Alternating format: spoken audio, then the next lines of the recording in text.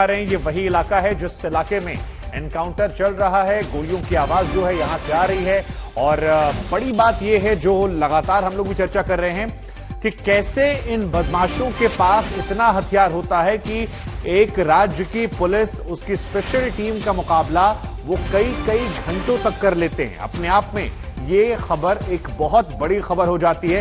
इस खबर की अहमियत बढ़ जाती है कि कैसे 4 घंटे तक ये पुलिस का मुकाबला कर लेते हैं हथियारों के साथ, जिसमें 3 पुलिसकर्मियों के घायल होने की खबर भी सामने आ रही है। तो फिलहाल जो बड़ी जानकारी है वो ये कि एक शूटर मार गिराया गया है और ये उन प्रमुख शूटर्स में से था जो इस पूरे हत्याकांड में शामिल थे।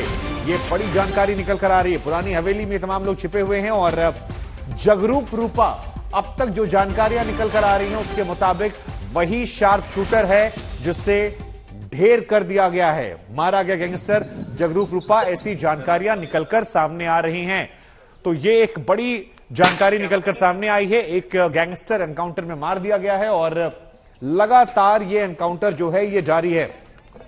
हम आपको एक बार फिर से बता दें, पिछले 4 घंटे से पंजाब में anti gangster task force, special operation cell, organised crime control unit के अलावा अमृतसर पुलिस इन बदमाशों से लगातार मुठभेड़ कर रही है।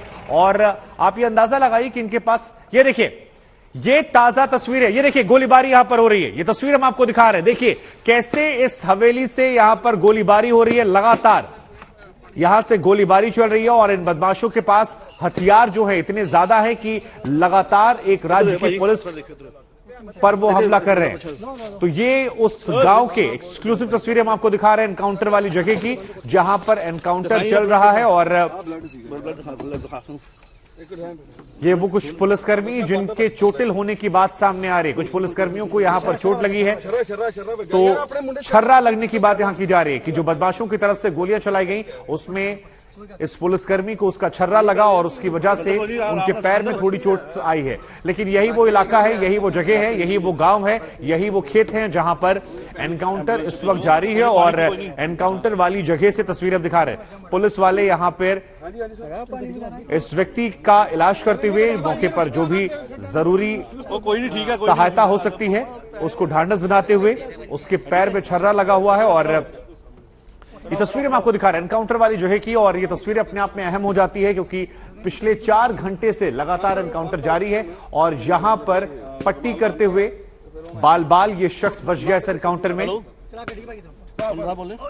तो ये इस वक्त की सबसे बड़ी खबर हम आपको बता रहे हैं आज तक पर। इस वक्त जो बड़ी जानकारी आ रही है, अमृतसर एनकाउंटर को लेकर पुलिस का भी एक बड़ा बयान सामने आ गया है। तो क्या है ये बड़ा बयान, ये भी हम आपको बताते हैं क्योंकि ये कहा कि आरोपी गैंगस्टर है या फिर आतंकवादी, ये अब तक पता नहीं चल पाया है, एसएचओ की तरफ से कहा गया। लेकिन ऑपरेशन लगातार जारी है, ऑपरेशन अभी खत्म नहीं हुआ है, ये बड़ी बात निकलकर सामने आई है।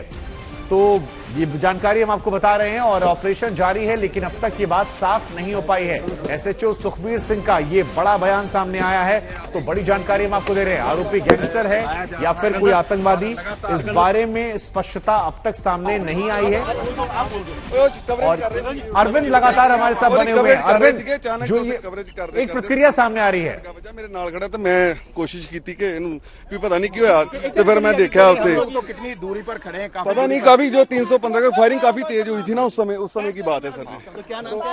सिकंदर अपना एक कैमरामैन है जिसको के गोली लगी है और बिल्कुल जिस स्थान पर अभी आप पीछे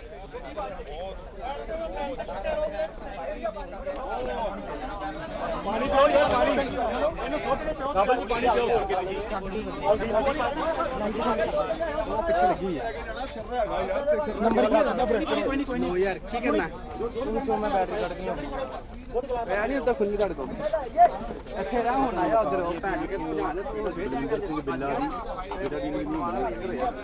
तो ये तस्वीरें हम आपको दिखा रहे हैं। इन तस्वीरों में जैसा सुनाई पड़ रहा है उसके मुताबिक कैमरा पर्सन है जिसे यहां पर चोट लगी है।